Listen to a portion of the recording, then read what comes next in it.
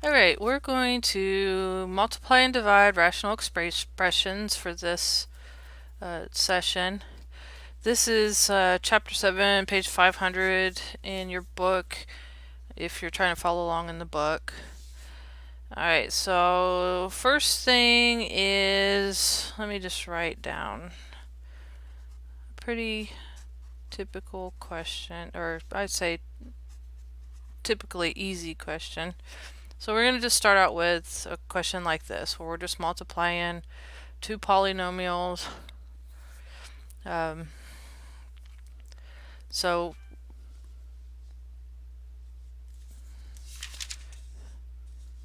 really all it is about is cross-canceling anything that can be cross-canceled and then multiply what's left. So this one, we cannot cross-cancel anything. Now don't try to cross-cancel your x's, because remember that these terms go together. They are like married at this point. So they can't separate for the x's and then leave the numbers there. So in this case, we're just going to multiply across. So we have 7 times x minus 2 and x plus 3 times 5. And if we simplify it a little bit more, we'll get a question like that. So let's try to, alright, that's just a simple, an example. We can make one that's more typical of what you'll see in this section. So anytime you see an expression and they tell you to multiply it, the goal is to factor and cross cancel. That is all you can do to simplify. Alright, so I look here, I can't simplify this nor this, but this one I can factor out and this one I can factor out. So I'm going to rewrite these. I'm going to keep this the same, keep that the same, and let's pull out a 10, and I'm left with x plus 5. And on the bottom, I just pull out a 7, and I'm left with x minus 3. Alright, so now once we have it in its factored form, we can see where things are more in common. For example, x plus 5, x plus 5.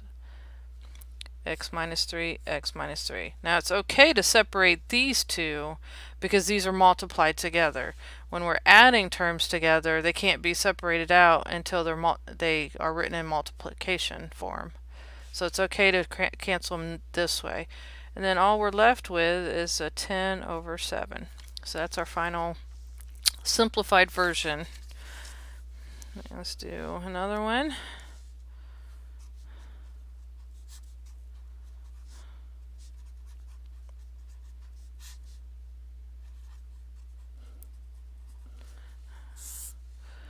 Alright, so I'm going to simplify every single term. Can't do anything here, here.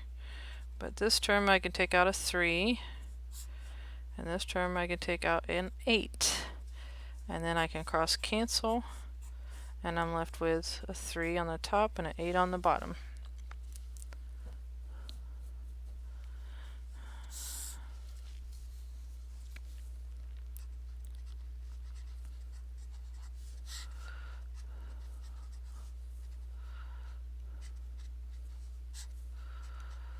Actually, this is a division problem. So division, same rules that you would follow when you're multiplying, or I'm sorry, dividing a fraction, is to change it to multiply and then flip your second fraction. So let's do that first.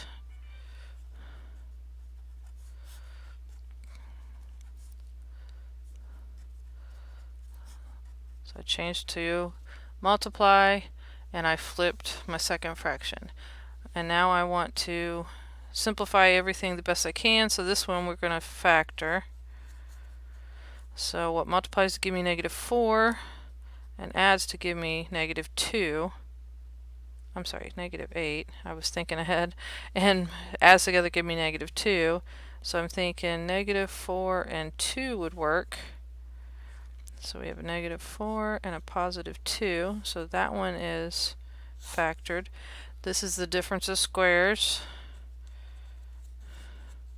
So we take the square root of the first term, square root of the second term, put a plus and a minus in between them.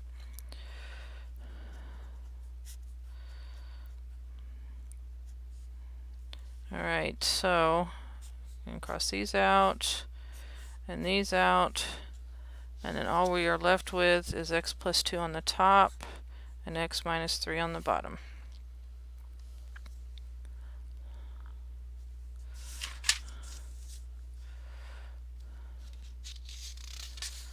See if I can find some more examples.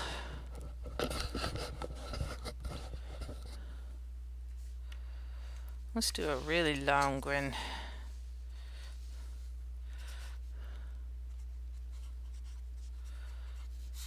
I like to factor, so I'll find one that I have to factor a lot.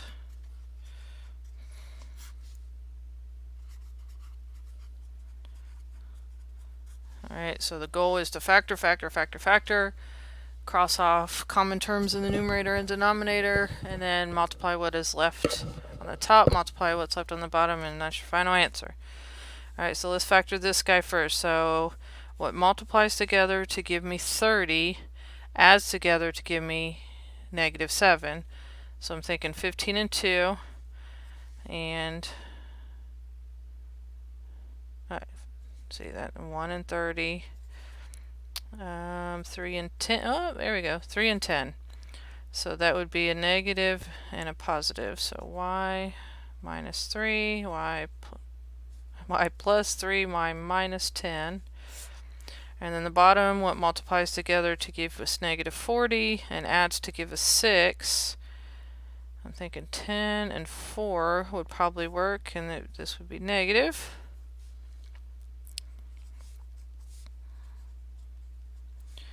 Alright, and then this one, we have our coefficient, our leading coefficient is not a 1, so I'm going to multiply the 2 and I get 4. And then what two things add up to give me 4, or multiply to give me 4, but add up to give me 5. So that would be 4 and 1, and both being positive. Rewrite my middle term with 4y and 1y. So I'm not going to do anything with that yet. And then the same thing with my bottom. 2 times 3 is 6, so we need 6 and 1.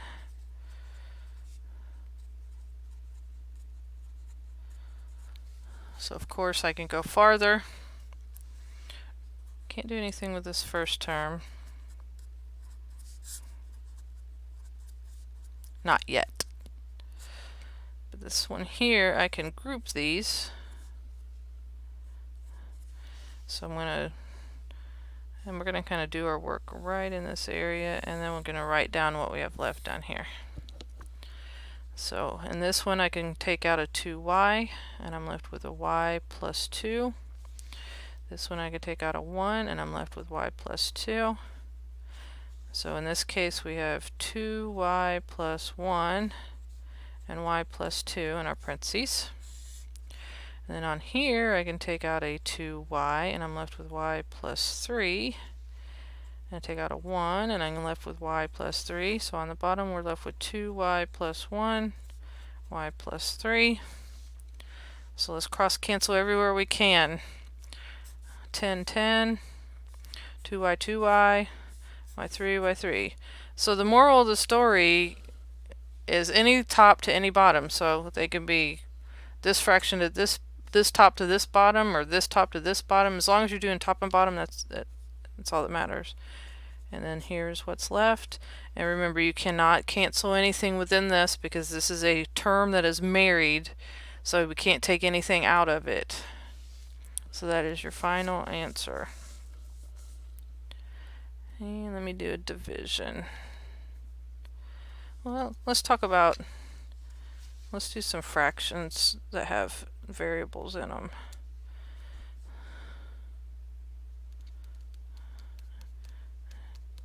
You don't really do that in this section.